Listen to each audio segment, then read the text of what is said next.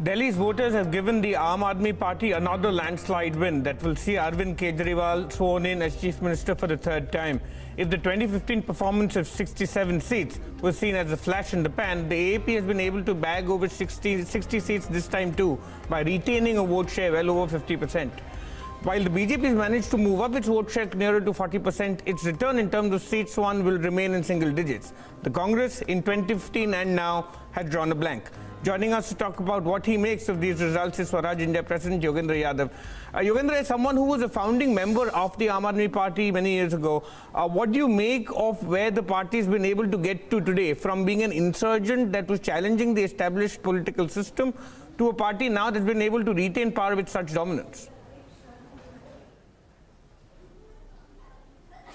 As you said, as one of the founders, my first duty is to congratulate Aam Admi Party, congratulate my former colleagues. I'm not with that party anymore, but I must compliment them.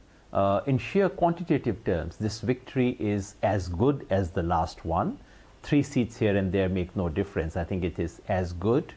And it is historic. I can't remember any other party that had more than 50% votes in 2 consecutive elections, more than nearly 90% seats in 2 consecutive elections. So this is extraordinary. This is historic.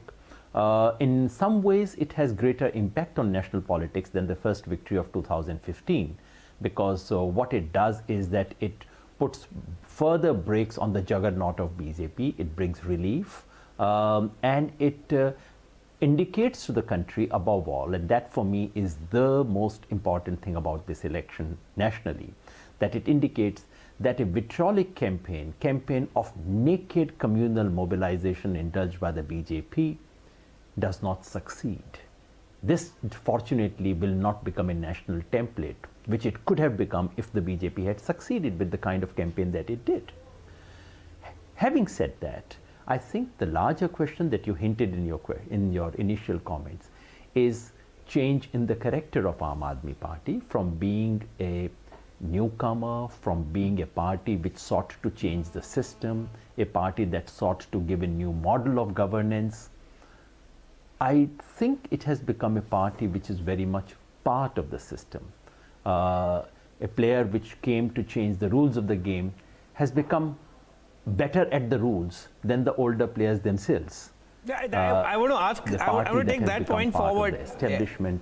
Yeah, I want to take that point forward, because according to you, is this mandate a reflection of the voters' faith in one particular single leader, or in the broader leadership that voters believe ran a city-state well for 5 years? Because what's happened in these intervening years, you and a number of other eminent leaders have moved out. This has become a party structure now that is very little different from the way the BJP is run, the way the Congress is run. 1 and 2 people pretty much taking all decisions. So in that, how does the voters see this party? Is this seen as a team that's done well, or is this faith reposed in one leader? It is very much a one leader driven party, and this is how it must be perceived. But in all fairness, what is different between this party and any other party? Why blame only the Aam Admi Party? Every single party of this country is leader centric, personality cult driven, and authoritarian party. Even parties like BJP, which used to be an exception, have become that. Barring Communist Party and 1 or 2 other exceptions, every other party follows it. So that's the larger point I'm making. For a party that came in to change the nature of politics, it has now become a party which follows very much the given rules of politics, follows it better than other parties. So in many ways, the party is even more one leader centric than many other established parties of the country. It is even more publicity driven than many other parties. It is even more election and vote oriented than many other parties. That, unfortunately, is the price the Aam Admi Party has paid for its absolutely spectacular success. In the time, then perhaps that applies to the BJP too. When that one leader does his course of his political career, is there a chance that there might be trouble, like the Congress faced, right, after Indira Gandhi, of not being able to maintain the dominance over whatever their political hold was? Does the BJP in a way, and the Aam Admi Party, whenever Mr. Modi in his time and Mr. Kejriwal in his time run through their careers, that these parties may not find it as easy to sustain the dominance that they have?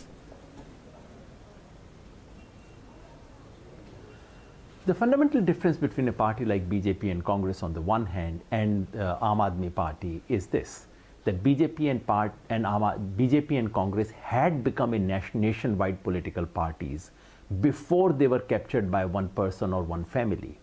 Aam Admi Party is still practically a city-state party, so it needs to expand. And if it becomes a person, as it indeed has become a person-centric party before it expands, does that come in the way? To my mind, it might. There are limitations of the skills of an individual, limitations of the vision of an individual, limitations of the perception of an individual. All these can come in the way. I can't see how this kind of a party can become the dominant party in Tamil Nadu, can become a dominant party in Assam, for example. So yes, that might be an obstacle. But as I said, in all fairness, every other party also suffers from similar limitations. Two, three other points that I want to bring up with you in the limited time we have with you. On the point being made partly by you that emotive polarization didn't work, and that perhaps to an extent a Bijli Pani delivery is what won the voters of Delhi. Is that peculiar to the fact of the structure of the city-state government of Delhi, with law and order not in your hands, with sanitation in the hands of the MCD?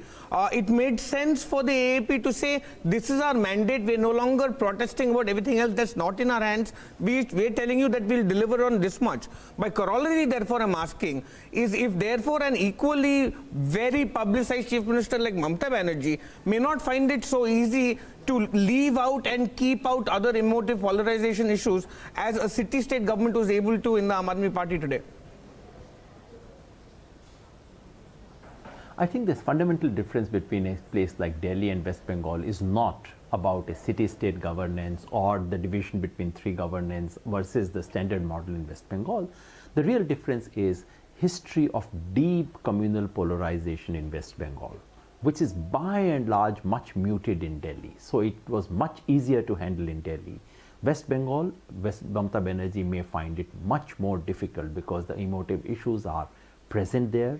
Bangladeshi immigrants are present there. Hindu-Muslim tensions within that do exist.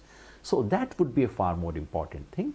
To my mind, the fact that you have a three-tier structure in Delhi in some ways militated against the BJP, because BJP was partly answerable for what's happening in Delhi. They control MCD, they control central government. So they were answerable, and therefore they had to come up with some information to people of Delhi as to what they had done for Delhi, and frankly they had nothing to offer. Which brings me to the sharp polarity in the distinctions that voters seems to be drawing in Delhi, more so in the sheer range that we've seen. The BJP being at 56% in the Lok Sabha election, and the AP third, that swap over happening with the AP coming back to over 50% in this election, and in some other states to a slightly smaller degree. Are we seeing that purely because Mr. Modi perhaps brings an added 15-18% vote to the BJP that it lacks in other state elections? We are witnessing a very significant long-term change in Indian politics. In the 70s and 80s, people voted in state assembly elections as if they were choosing their prime minister, only on national consideration. In the 90s and 2000 first decade, they voted in the national election as if they were choosing their chief minister, purely based on state level considerations. But in the last 3-4 years, especially in the last 2 years, both these have diverged considerably. People vote in national election on national basis, state election on state basis. This is how it should be. So that's at least one part which is truly welcome in our national politics. One last question. The fact that the BJP went into this particular election, unlike how it's had to do the last year and a half, where it was able to retain some government and lost a whole bunch of others. In this one, it was challenger. The fact that without projecting a face earlier in that cycle of Mr. Modi's era of the BJP, it was able to win Maharashtra, Haryana, Jharkhand, Uttar Pradesh, Assam without projecting a leader. That didn't work out this time. So is there a sense of diminishing returns in what BJP, not as government in power, but even as challenger, is able to take to the voter in Mr. Modi's name?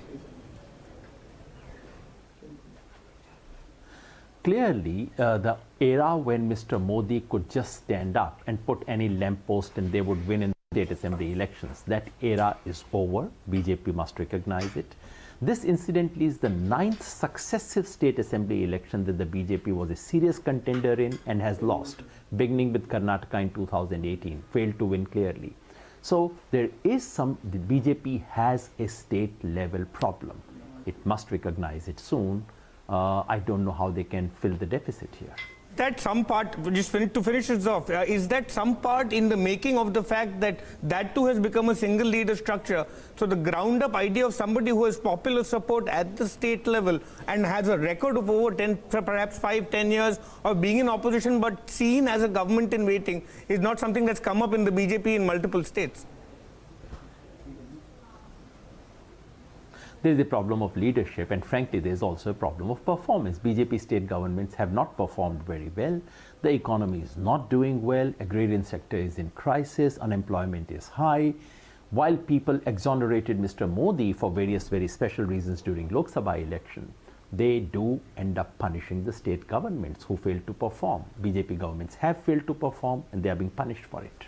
One, just out of my own curiosity, the fact that what you all tapped into when India Against Corruption was underway in 2011-12, there was at that point a double point of a state government and a union government by the Congress.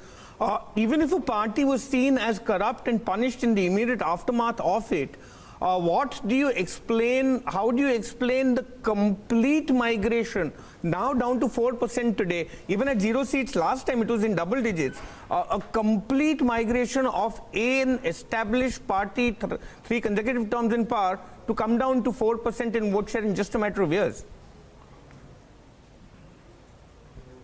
The logic of our election system is that a third player is eliminated. In the Lok Sabha election, people saw Aam Admi Party as the third player. In Vidhan Sabha election, they see Congress as the third player. And the record shows wherever Congress falls below 20%, then it keeps going down and out. This is what seems to be happening in Delhi. All right, Yogendra, Yadav, thank you for making time, speaking to BloombergQuint viewers, to make sense of multiple dynamics that today's Delhi results have thrown up. If you have been, thank you for watching.